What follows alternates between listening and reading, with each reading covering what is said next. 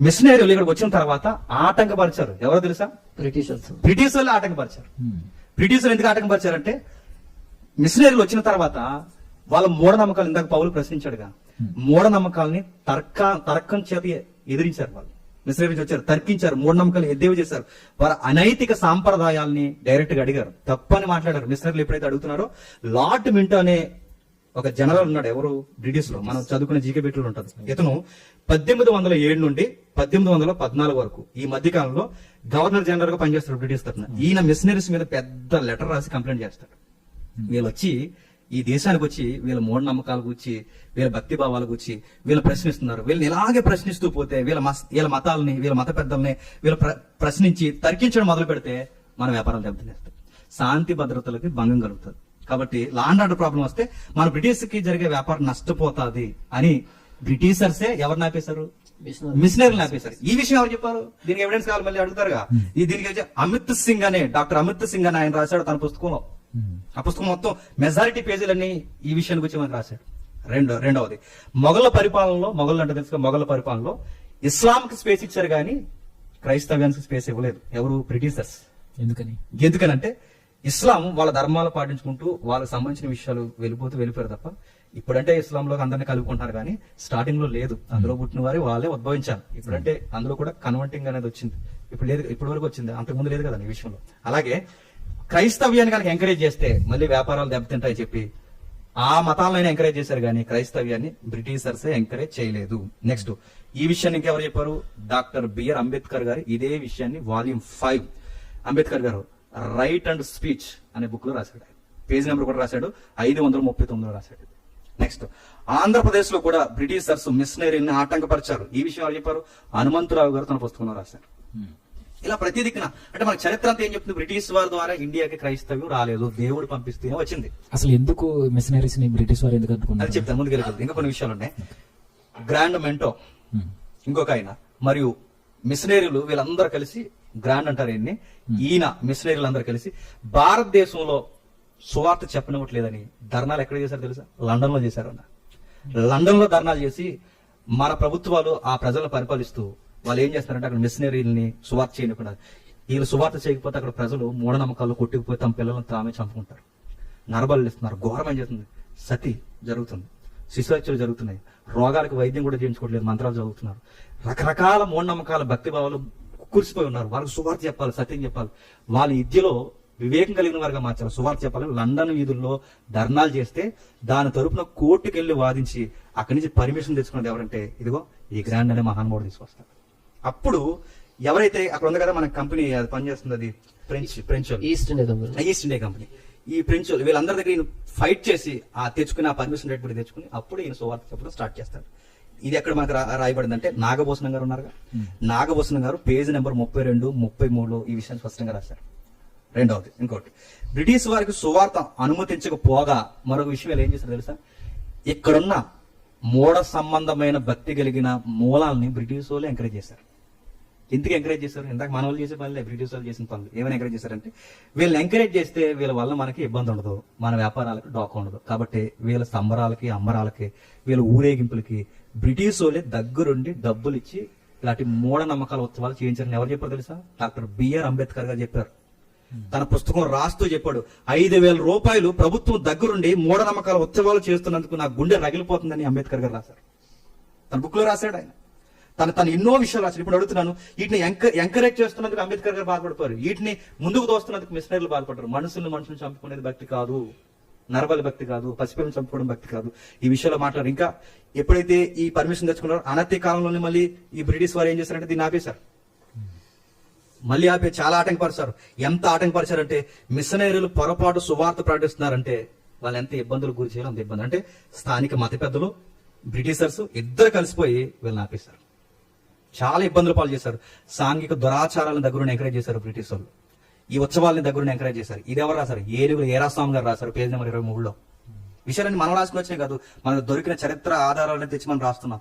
పెద్దల మన్నలను పొందడానికి, వ్యాపారంలో లాభాలు పొందడానికి విగ్రహాల పూజను ఎంకరేజ్ చేసి 1,000 రూపాయలు ప్రభుత్వాలు ఇచ్చి పోలీసు బలగాల దగ్గర బాగా చేసుకున్నారట.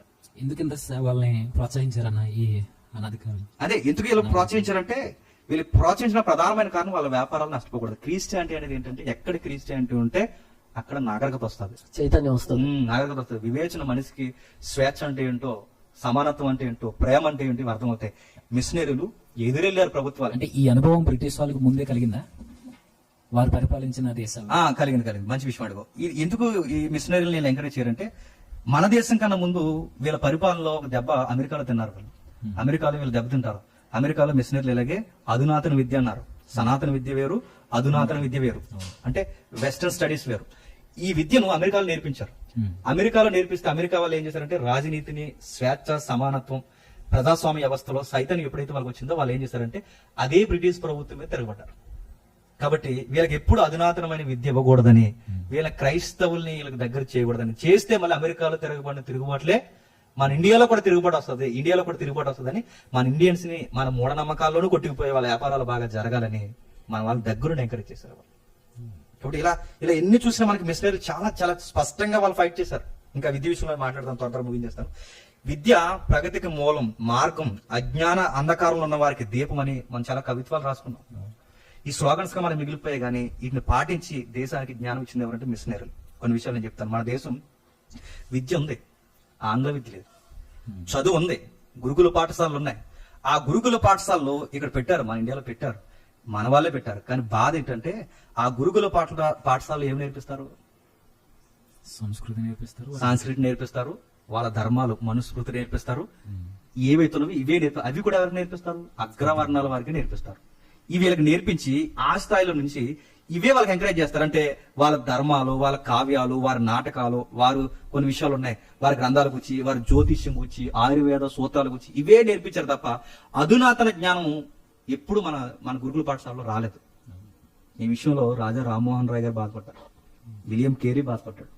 ఈ మత సంబంధమైన విద్య గురుకుల పాఠశాలలో నేర్చుకోవడం వలన మనిషికి వికాసం రాదు, మనిషికి అధునాతనమైన విద్య కావాలని చెప్పి విద్య కొరకు ఫైట్ చేశారు, నిలబడ్డారు. ఎందుకంటే బ్రిటిష్ వాళ్ళు గురుకుల పాఠశాలకు మళ్ళీ డబ్బులు ఇచ్చేవారు. ఎందుకు? మీరు ఈ మతాలే నేర్చుకుంటారా, మీరు ఈ మూఢనమ్మకాలు, ఈ జ్యోతిష్యాలే నేర్చుకోండి, మీరు అధునాతన విద్యకు రాకండి. ఎందుకంటే మీరు అధునాతనమైన విద్యకు వస్తే మళ్ళీ అమెరికాలో మీరు ఏమవుతారు? మామే తిరగబడతారు. అందుకే వీళ్ళకి అటు జోలికి పోకుండా వీళ్ళే దగ్గరుండి ఇవన్నీ చేయించేవారు అనమాట. ఈ విషయం ఎవరు రాశారు? జేసీ మార్సన్ గారు రాశారు. చాలా ఉన్నాయి, టైం లేక దాటుకుంటూ వెళ్ళిపోతాను. 1939 మే 26 చాటుపూర్ జిల్లాలో ఒక గ్రామంలో మిషనరీలు రాత్రి వేళ విద్య చెప్తుంటే, అంటే ఒక ఉపాధ్యాయుని పెట్టి విద్య చెప్తుంటే మత పెద్దలందరూ వచ్చి బడి మూసేవాలి, అంటే రాత్రి బడులు పెట్టేవారు, పగలు చెప్పనివ్వట్లేదు, బడి మూసేయాలని చెప్పి చదువులు నేర్పుతున్న ఉపాధ్యాయుడిని దుడ్డుకార తీసుకొట్టేశారు. ఈ మాట ఎవరు రాశారు తెలుసా? అంబేద్కర్ గారు రాశారు. మరో విషయం చెప్తాను చూడండి. అంబేద్కర్ గారు ఒకరోజు పాఠశాలలో చదువుకుంటున్నప్పుడు ఆయన హిస్టరీ మన చదువుతాడు మనకు కనబడుతుంది. బోర్డు మీద టీచర్ గారు లెక్కిస్తారు, పిల్లలందరినీ చేయమంటారు. ఎవరు చేయరు పిల్లలు. ఎవరు చేయకపోతే అంబేద్కర్ గారు ఆ లెక్క చేస్తారు కదా, నువ్వు చేయవయ్యా అని చెప్తే ఈ అబ్బాయి వెళ్తున్న టైంలో పిల్లలందరూ అరుస్తారు గట్టిగా. ఎందుకు అరుస్తున్నారు అని అడిగితే ఆ బోర్డుకి దగ్గరలో వీళ్ళు పెట్టుకునే టిఫిన్ డబ్బాలు ఉన్నాయంట. టిఫిన్ డబ్బాల దగ్గరికి కులంతో కూడా వెళ్తే టిఫిన్ మైలు పడిపోతుంది అని చెప్పి. అంటే ఎంత అజ్ఞానం చూసా. ఇవన్నీ బాధపడుతూ పెద్దలే రాశారు ఇవన్నీ. విద్య లేదు కనుక దేశంలో నరబడులు జరిగాయి. విద్య లేదు కనుక నదిలో పసిపిల్లలు విసిరేశారు. విద్య లేదు కనుక రథాల కింద పడి నలిగిపోవడం భర్త అన్నారు. కొన్ని దేవాలయాల పేర్లు చెప్పకూడదు, ఎందుకంటే అది పర్మిషన్ లేదు. రథాల కింద పడి ముక్కలుగా ఆత్మహత్య చేసి అయిపోతుంటే ఇదే మా భక్తి అన్నారు. ఇది మిషనరీని చూసి బాధపడిపోయారు. మోకాళ్ళు రోడ్డు మీద మోకాలు వేసి, దేవా ఈ ప్రజల్ని ఎవరు రక్షించేది, ఎలా రక్షించాలి, మాకు జ్ఞానం ప్రభువా, మాకు ధైర్యం ప్రభువా, ఈ ప్రభుత్వాన్ని ఎదిరించి ఈ ప్రజలు మేము కాపాడాలని ఫైట్ చేశారు వాళ్ళు. విలియం కేరీ 1793లో విలియం కేరీ భారతదేశానికి మిషనరీ రాకలో జరగడానికి ఆయన నాందిపలికిన విషయాలు మనకు తెలుసు. ఆయన వచ్చాడు, విద్య నేర్పించడం చాలా అవసరమని, దానివల్ల మూఢనమ్మకాలు పోతాయని, ప్రజలు బాగుపడతారని వారు వాదించారు. దీనికి సహాయకుడిగా నిలబడిందే రాజా రామ్మోహన్ రాయ్ గారు, విలియం కేరీ గారు సహాయకుడిగా. గ్రాంట్ ఇందాక మాట్లాడుకున్నాగా, వీళ్ళందరూ కలిసి బ్రిటిష్ వాళ్ళకి అర్జీ పెడతారు, అయ్యా వీళ్ళకి విద్య నేర్పించాలి. మళ్ళీ ఈ విషయంలో ఫైట్ చేస్తారు. విద్య ఎందుకు నేర్పించాలంటే ముందు మూఢనమ్మకాలు పోతాయి. విద్య ఎందుకు నేర్పించాలంటే వీళ్ళకి స్వేచ్ఛ ఏంటో, సమానత్వం ఏంటో, జాతీయవాదం ఏంటో, స్వయం పరిపాలన ఏంటో, హక్కులు ఏంటో, రాజ్యాంగం ఏంటో, పరిపాలకులు ఎవరు, బానిసలు ఎవరు, సాటి మనిషిని ఎలా చూడాలని నేర్పించాలి. ఇదంతా రావాలంటే విద్య ఉండాలి. ఈ విద్య కొరకు మిషనరీలు చాలా పాటుపడ్డారు. విద్య నేర్పిస్తే మరి క్రైస్ట్ అంటే వాళ్ళ దగ్గర ఒక ఫిలాసఫీ ఉంది. అదేంటో తెలుసా? వివేచన, వికాసము మనిషికి ఎప్పుడైతే వస్తాదో సత్యదేవుడు ఏంటో మనం చెప్పకుండానే మనిషి ఎదగడం స్టార్ట్ చేస్తాడు అని వాళ్ళ విలువల్లో చాలా క్రైస్తవ సంబంధమైన ఉదాహరణలు అయితే మాట్లాడేవారు విద్యలో. కాబట్టి అనేకులను క్రైస్తవులుగా మార్చడానికి విద్య చాలా అవసరం. అంటే వాళ్ళు ఓపెన్ గా చెప్పకపోయినా విద్య చాలా అవసరం. అందుకే మిషనరీలు అన్ని జనులను ఎలా రక్షించారు? మూఢనమ్మకాలు తీస్తూ రక్షించారు.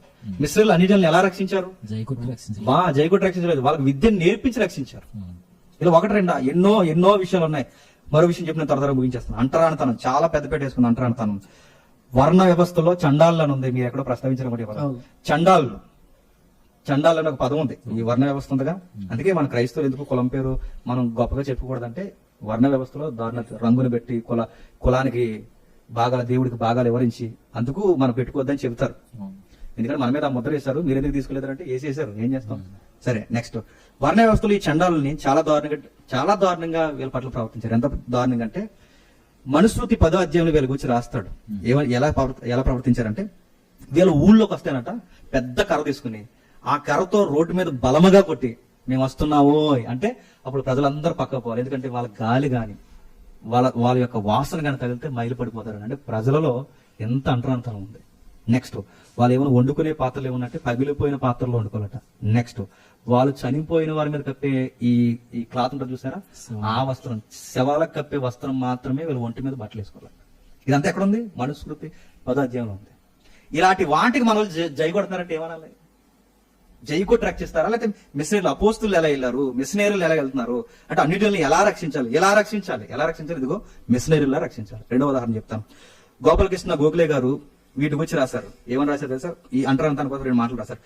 పిల్లిని తాకొచ్చు, కుక్కను తాకొచ్చు, కానీ అంటరాని వాడిని తాకను. అంటే కుక్క కన్నా పిల్లి కన్నా ఎవడో అధ్వానమైన వాడు.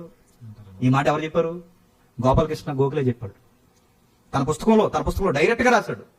అప్పుడు క్రైస్తవులు అన్నారు, అయ్యో వీళ్ళకి విద్య లేక ఇలా బాధపడుతున్నారే, సాటి సహోదరుడే, అందరూ దేవుని స్వరూపం కలిగిన వారే, మనుషులందరూ సమానమని ఈ మనుషులకు నేర్పించాలంటే వీళ్ళకి వివేచన రావాలి. ముందు విద్య రావాలి. విద్య వస్తేనే చదవగలరు. మన గ్రంథం అది చదివితేనే మనిషి సాక్షాత్తు దేవుడు స్వరూపమని మనిషి గురించి ఎప్పుడైతే అర్థమవుతుందో అందరం సహోదరులు అని అర్థమవుతుంది. అందుకే వీళ్ళు ఏం చేశారా? ఈ అంటరాంతర కొరకు, ఈ వర్ణ వ్యవస్థ కొరకు, ఈ కులాల కొరకు ఎన్నో విషయాలు వీళ్ళు ఫైట్ చేశారు. అంబేద్కర్ గారు ఎంత విషయం చెప్పాక ఆయన చిన్నప్పుడు ఆయన చాలా స్కూల్లో బాధ పెట్టారు. ఆయన సాంస్క్రిట్ నేర్చుకోవడానికి ఎన్ని కష్టపడాల్సి వచ్చింది ఆయన. నెక్స్ట్ తక్కువ కులపు వారు రోడ్డు మీద నడిస్తే వాళ్ళు ఏం చేస్తారు సార్, పొరపాటును మూసేస్తారేమని వాళ్ళ మూతికి ముంత కట్టారట. వాళ్ళు అడుగులు నడిస్తే రోడ్లు మరకైపోయి తర్వాత వచ్చిన ఇబ్బంది అవుద్దని ముడ్డుకి వాళ్ళు తాటాకులు కట్టారట. మూతికి ముంత, ముడ్డుకు తాటాకులు కట్టారు. ఇంత వర్ణ వ్యవస్థ ఉంది మన ఇండియాలో. ఇదంతా మార్చింది ఎవరు?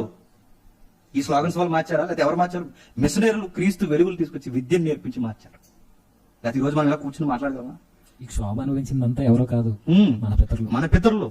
అందుకే అప్పుడు వేసిన పునాదులు అంత బలమైనవి కనుకే సంతోషం అని చెప్పమని అంత లో స్టాండింగ్ లో కూడా విలువలు తీసుకెళ్ళగలగారంటే అది నిజమైన సువార్త అంటారా? మందా చెప్పండి నిజమైన సువార్త. ఇంకా విలువైన విషయాలు చెప్తాను చూడండి. మనుషులందరూ సమానం, సాక్షాత్తు దేవుని స్వరూపం మీలో మీరు ఇలా వేసించుకుని ఎప్పటికీ మీరు ఇలా ఒకరినొకరు వేధించుకోకూడదని మిషనరీలు చెప్పేవారట. మీరు దేవుని స్వరూపాన్ని అర్థం అవ్వాలంటే ముందు మీకు విద్య రావాలి. అంటరానితనం పోవాలంటే మీకు చదువు రావాలి. ఒకరినొకరు దేశించుకోకుండా ప్రేమించుకుంటే మీకు చదువు రావాలని వీళ్ళు చాలా విషయాల్లో వీళ్ళు ఫైట్ చేశారు. నెక్స్ట్ 1850లో పాగోలు వెంకయ్య, ఈ చాలా జాగ్రత్తగా, పాగోలు వెంకయ్య విజయవాడలో పెద్ద గజ దొంగ ఖమ్మం జిల్లా జైలు నుండి పలుమార్లు పరారైపోయాడు. ఒక్కసారి కూడా పట్టుకోలేకపోయారట. అందుకే ఖమ్మం జిల్లా నుంచి వస్తున్న రోడ్డుకి వెంకయ్య రోడ్ అని పేరెట్టారు. ఎప్పుడైనా ఖమ్మం మీ అత్తారింటికి వెళ్ళినప్పుడు చూడు, ఆ రోడ్డు వెళ్తాగా వెళ్ళినప్పుడు చూడు, ఆ వెంకయ్య రోడ్డు, ఆ రోడ్డు పేరే వెంకయ్య. అలాంటి వెంకయ్యకి ఒక రోజు మిషనరీ సువార్త చెప్తాడు. 50 ఏళ్ళ వయసు వచ్చినప్పుడు తనకు అర్థమవుతుంది నేను దేనికోసం బతుకుతున్నాను. అప్పుడు మిషనరీ సువార్త చెప్తే, ఆ ఒక్కడే సువార్త చెప్తే ఆ ఒక్కడు తనకున్న ఆస్తులు, తన యొక్క సంపద అంతా ఇచ్చి బాప్టిజం తీసుకుని తన ద్వారా 10,000 మందిని క్రైస్తవులుగా మార్చేశాడు. ఒక గజ దొంగ. మిషనరీలు చేసిన విధానం ఇది కదా మనం వెళ్ళాల్సిన విధానం. చెప్పండి, ఇప్పుడు అన్ని జనులు మనం ఎలా రక్షించాలంటే సువార్త చెప్పి రక్షించాలి. విద్యను నేర్పిస్తూ వెనకాల సువార్త చెప్తూ నేర్పించాలి. ఇంకా ఏముంది? శిశు హత్యలు. ఇవి చెప్పి నేను ముగించేస్తాను. శిశువుని చంపేశారు. పసిపిల్లలు నెలల్లో ఉన్నప్పుడు ఏడుస్తుంటారు. వాళ్ళు కడుపు నొప్పి వచ్చి ఏడుస్తున్నారో, పాలు అరక్కి ఏడుస్తున్నారో, జ్వరమా, తలనొప్పి, వాళ్ళకి ఏముందో వాళ్ళు చెప్పలేరు. ఈ ఏడుస్తున్నప్పుడు అప్పుడున్న మూఢనమ్మకాలు ఏంటో తెలుసా? బెంగాల్లో, ముఖ్యంగా మన వెస్ట్ బెంగాల్లో ముఖ్యంగా జరిగేది. పిల్లలు ఏడుస్తుంటే, పాలు తాగడం వల్ల కానీ నీరసంగా కానీ ఏడుస్తుంటే ప్రజలు ఏం నమ్మేవారట? దురాత్మ ఈ పిల్లని అడుగుతుందని నమ్మేవారట. దురాత్మ అంటే ఈ బిడ్డ నాకు కావాలని దురాత్మ అడుగుతుందని వీళ్ళు భయపడిపోయి ఏం చేశారంటే దురాత్మకి ఇచ్చేసేవారు ఈ బిడ్డని. ఎలా ఇస్తారు ఈ బిడ్డ దురాత్మకంటే, ఊరి చెట్టున రావి చెట్టు దూరంగా, ఊరి చివరిన రావి చెట్టు ఏదైనా ఉంటే ఆ చెట్టుకి చివరికి వెళ్ళి ఒక పెద్ద ఏదైనా బొట్ట ఏదో తీసుకుని ఆ బొట్టలో ఈ బిడ్డని కట్టి ఆ చెట్టుకి ఎలాడ తీసి వచ్చేసేవారట. పక్షులు ఏమైనా ఉంటే ఆ బిడ్డను తినేయడం, చీమలు పట్టేయడం, లేదంటే ఆకలితో అరిసరిసి చచ్చిపోవడం. అలా చచ్చిపోతే ఇలా అనుకునేవారట, దురాత్మ ఆ బిడ్డని తీసేసుకుంటారు.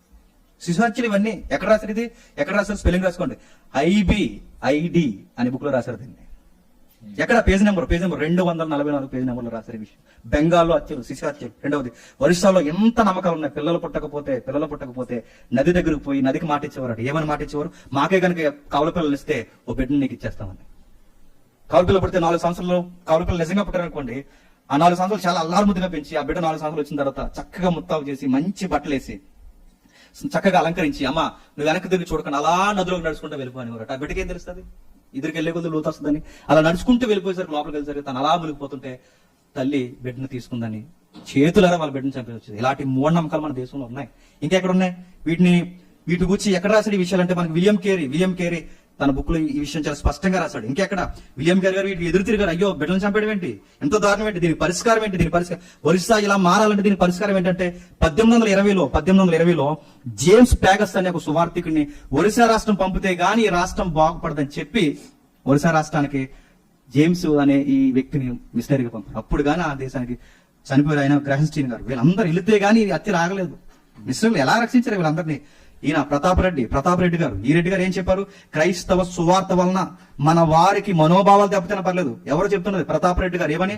క్రైస్తవ సువార్త వలన మన వారికి మనోభావాలు దెబ్బతిన్నా పర్లేదు కానీ ఆ సువార్తే లేకపోతే మనకు విద్య లేదు, ఆ సువార్తే లేకపోతే మన బిడ్డలకు ప్రాణాలు లేవు, ఆ సువార్తే లేకపోతే నరబలు లాగు, ఆ సువార్తే లేకపోతే మన దేశాలు బాగుపడవు. అందుకే ప్రతాప్ రెడ్డి తన శైలి ఏమిటో తెలుసా? క్రైస్తవ పాదుర్లు అంటే మిషనరీలు, క్రైస్తవ పాదుర్ల వలన మన దేశం బాగుపడింది. ఎక్కడ రాశాడు? ఆంధ్రుల సాంఘిక చరిత్ర పేజ్ నెంబర్ 382లో రాశాడు ఆయన. ఇది ప్రతాప్ రెడ్డి గారిని చూసి నేర్చుకోవాలి. చూడండి ఎంత మంచి రెడ్డి ఆయన చూసి నేర్చుకోవాలి. ఇంకా చెప్తున్నారు, అంబేద్కర్ గారు రాశారు ఒక క్రైస్తవుడు. ఇది చాలా విలువైందండి. ఒక క్రైస్తవుడు అంబేద్కర్ గారు రాస్తున్నారు, ఒక క్రైస్తవుడు చేసిన సేవ ఈ దేశానికి ఏ మతంలో ఉన్నవాడు చేయలేడు. ఎందుకు చేయలేడంటే చాలా లాజిక్ చెప్పాడు ఆయన. ఎందుకు చేయలేడంటే ఇక్కడున్న మతాలు గాని ఇక్కడున్న ధర్మాలు గాని వారి మతం వాళ్ళకి ఏం చెప్తుందంటే వాళ్ళ కుల కట్టుబాట్లను కాపాడుకోవడమే వాళ్ళ మతం. వాళ్ళ కులాన్ని గొప్పగా కాపాడుకోవడమే మతం అయితే ఎదుటి కులాన్ని ఎలా కాపాడగలడు వాడు? కాబట్టి క్రైస్తవుడికి మాత్రమే కులం లేదు. క్రైస్తవుడు ఇతరులకు ఎందుకు సేవ చేయగలడంటే ఇతను కులానికి దాటి బయటకు వస్తాడు. మిగిలిన వారు ఎందుకు సేవ చేయలేరంటే వాళ్ళ కులం దాటి వచ్చి ఇతరుల కులాన్ని వాళ్ళు రక్షిస్తే వాళ్ళ ధర్మం ప్రకారం ఏమైనట్టు? తప్పు చేసినట్టు, ధర్మ విరుద్ధమైన పని చేసినట్టు. అందుకే క్రైస్తవుడు తప్ప సమాజ సేవ ఎవడో చేయలేడని అంబేద్కర్ ప్రసంగ రచన వాల్యూమ్ 1 వాల్యూమ్ 66 లో రాసిన విషయాలు చాలా స్పష్టంగా. ఇంకా దేవదాసి వ్యవస్థ మనం చాలాసార్లు మాట్లాడుకున్నాం. అమీకార్ మైకిల్ ప్రేరణ అనే అమ్మాయి కోసం ఫైట్ చేసి ఎకరాల స్థలాలని సందా అక్కడి నుంచి తెచ్చి మన ఇండియాలో బెంగళూరులో సిలికాన్ సిటీలో ఈ రోజుకి ఆ తల్లిగట్టిన ఆ దేవదాసి వ్యవస్థ, హాస్టల్స్ ఉన్నాయి, వసతి గృహాలు ఉన్నాయి. ఈ రోజుకి రక్షించే విధానం ఇది. అపోస్తులు ఎలా వ్యవహరించారు, మిషనరీలు ఎలా వ్యవహరిస్తున్నారు, ఇప్పుడు మనం ఎలా వ్యవహరిస్తున్నాం? సోకులకి సరదాలకి సుఖాలకి బాగా మరిగి లగ్జరీ లైఫ్ నేర్చుకుని అక్కడిక్కడ జైలు కొట్టి నేను ఎలా రక్షిస్తాను, పండగలకు శుభాకాంక్షలు చెప్పి ఇదా రక్షించడం అంటే? సుఖాలు మరిగమ్మ. మిషనరీలు ఆత్మహుతులు అయిపోయారు దేవుని సేవ చేయడానికి.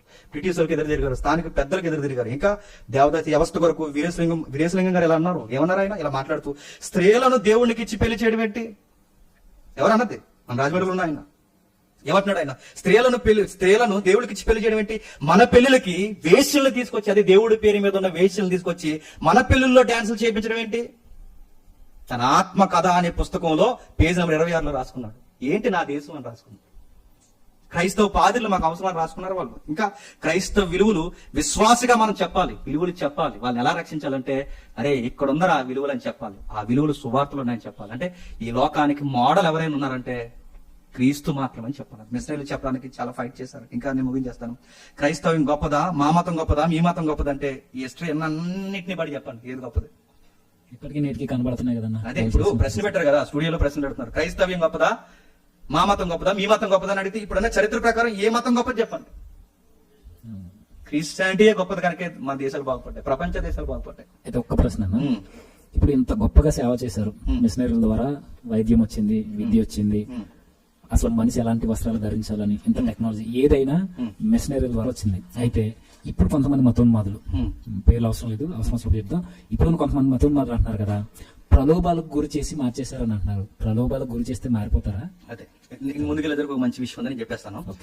మరొక విచిత్రమైన విషయం ఏంటంటే తోమా ఇండియాకు రాలేదని మతోన్మాదులు అనడమే కాదు, విచారకరమైన విషయం మనోళ్ళు కూడా అంటారన్న. అది బాధపడవలసిన విషయం. ఇంకెవరంటే ఇంక ఇప్పుడు ఎవరైతే ఉన్నారో పేర్లు అనవసరంగా. అవునా? అవునన్నా, ఎప్పటి నుంచో ఈ విషయం మీద ఫైట్ చేస్తున్నాం. అరే వచ్చాడ్రా నాయన, నెహ్రూ తన ఉత్తరంలో రాశాడు, అంబేద్కర్ గారు రాశారు, గొప్ప వ్యక్తులు రాశారు, ఆయన వచ్చాడ్రా, దాఖలాలు ఉన్నాయరా, కఠిన సంఘాల దాఖలాలు ఉన్నాయంటే అదేదా అని చెప్తున్నారు. అవునా? ఈ ఎవడి అంటే ఇలా ఎలాంటి వాళ్ళు అంటే అన్న వివేకానంద గారి కన్నా, అంబేద్కర్ గారి కన్నా గొప్ప జ్ఞానులు అన్నమాట వీళ్ళు. నాకు తెలిసి ఇప్పుడు జూమ్ కాల్ లో కూడా రావచ్చు.